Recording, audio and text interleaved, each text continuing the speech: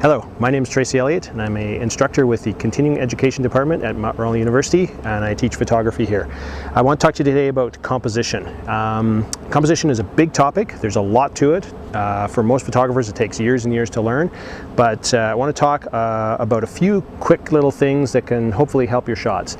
First thing I want to talk about is something called the rule of thirds, and this is the basic idea here is dividing your frame up into thirds with 2 horizontal lines, 2 vertical lines, basically making it look like a tic-tac-toe board. What you want to do then is actually place your subject on one of the 4 intersection points as opposed to always just in the center of your frame all the time. What that does is it changes up, makes the frame a little more dynamic, makes the composition a bit more dynamic, and the viewer doesn't always just see your subject right smack dab in the middle of the frame. The other thing with the rule of thirds as well is if you're shooting landscapes, think of the horizon as well too. If your sky is more interesting, place your horizon at the bottom third. It gives more prominence to the sky, 2/3 to the sky, 1/3 to the ground. If your ground is more interesting and the sky is not, then move your horizon up to the top third. 1/3 sky, 2/3 ground.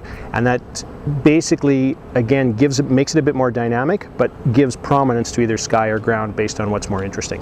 Another thing you want to watch for are things coming out of your subject's head or side of their head or whatever. Just like the tower in the background coming straight out of my head, just move your subject, move the camera slightly, and now you don't have stuff coming out of people's heads.